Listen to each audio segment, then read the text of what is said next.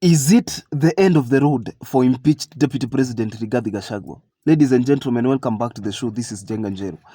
On this episode, we are going to do a comprehensive analysis, an audit of whether or not it's the end of the road for impeached Deputy President Rigathi Gachagua. In politics, there are only two constants, interest and betrayal. No other constant in politics. And when politicians come to power, they become different from when they were looking for that power. The interests change and they have to align those interests depending on what they want to achieve next. And if you're not in the line of that interest that is in the bucket list of achievement and goals and objectives of the big man or the giant in the picture, then you will be thrown under the bus, and that is what we call betrayal.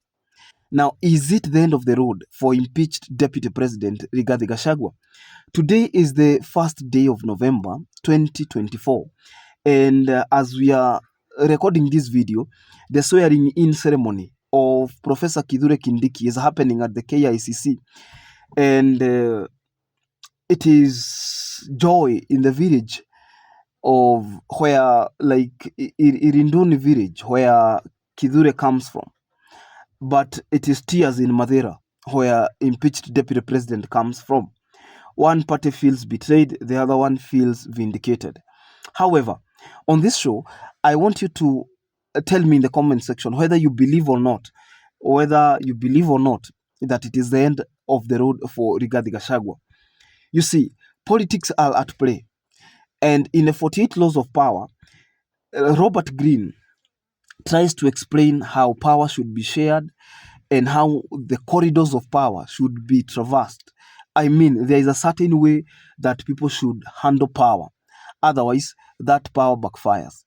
For instance, one of the laws, and it is law number 1, states that do not outshine your master. You should never outsmart or outshine your master. It is one of the laws. And if no matter how smart your idea is, no matter how brilliant you feel you are, you should never try, because things like the presidency, institutions like the presidency are very jealous institutions. And there is also another law, and now this applies to the president or the man who is holding greater power, where the law states that do not do the enemy a small injury.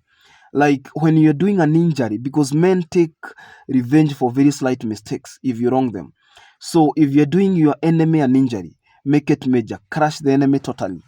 And I think what President William Ruto is trying to do is to crush politically Rigathi Gachagua and to remove him from the political equation if he wants to vie in future. However, we have the courts, we have the institutions. There are 3 arms of government. We have the executive, we have the legislature, we have the judiciary. Now, the executive is the arm of government that forms the presidency. Now, the president, the deputy president, and the cabinet secretaries. That is the presidency. These are presidential nominations. These, although they are approved by parliament, parliament is the arm of government, the Senate and the National Assembly are part of the government or arm of the government we call legislature, to make laws, to pass laws. And then we have the judiciary. Okay, this is now that the arm of government that exercises. This is the arm of government that discharges. It discharges what? It discharges justice. The justice system of a country, headed by the president of the judiciary, or if you like, the chief justice, the Honorable Martha Koome. Now, the question is it end of the road for impeached Deputy President Rigathi Gachagua? If the courts are going to maintain status quo, and then the deputy president impeached does not get an opportunity to appeal or an opportunity to be heard so that they can undo the damages done by the National Assembly and the Senate, then the deputy president impeached will never vie for any political seat in the country, not in this constitution, the 2010 constitution. And it is... some lawyers argue that maybe 10 years, he cannot vie until 10 years.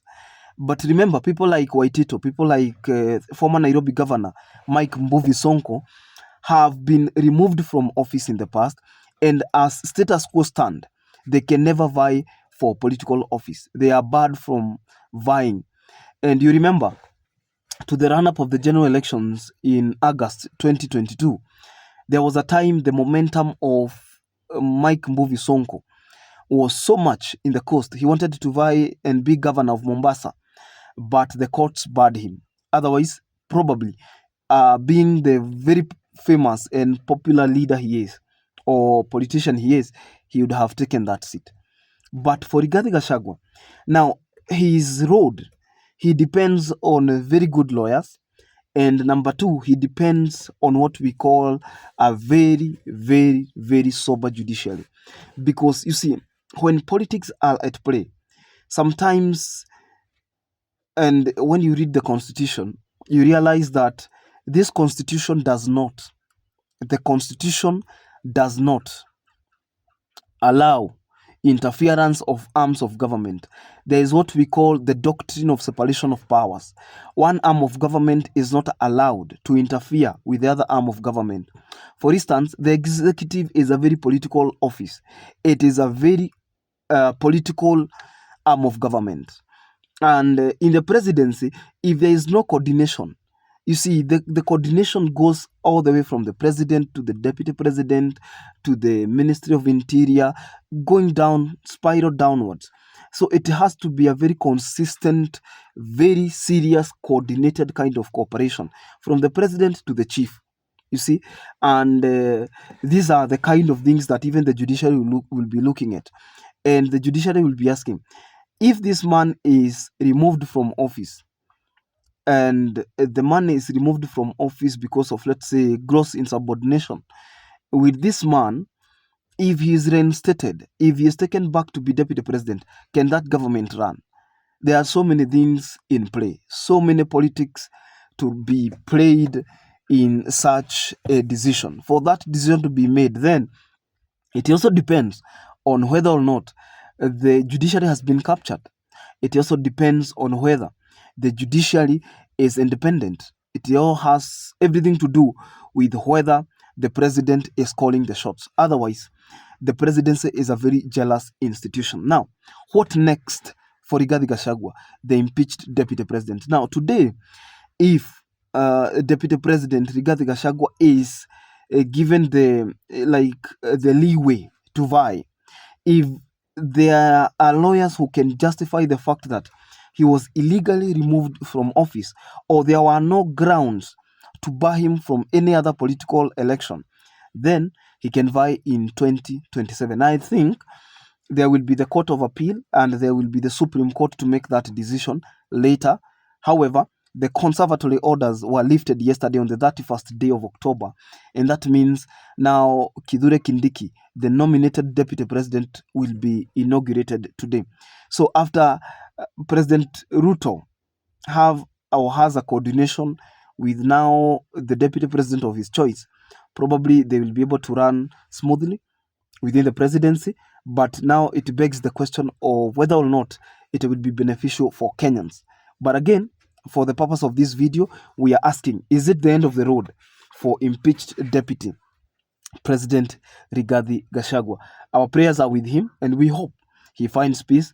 It is a very trying moment. You see, there is nothing as defranchising. There is nothing as embarrassing as being removed from office. But at least, I think in the next video, I will do some 2, 3, 4, 5, I think 6 points on what exactly led to President William Ruto's removal of his deputy. Because if you look at it from the political lenses, you can see that the man calling the shots is none other than the president himself.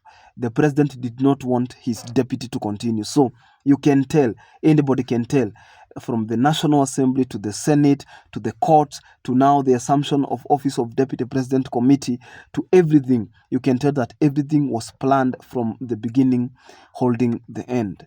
And then you ask the question, is that how you crush your political opponent? And is that how the sword is used once you're given as president? Those are the kind of questions we'll be asking. And on this channel, we'll also be bringing you podcast on what is happening in society. If you like it, like the video, leave a subscription, and don't forget to enable the notification bell. Any other time we release a new video, YouTube will automatically notify you. God bless you. Bye-bye.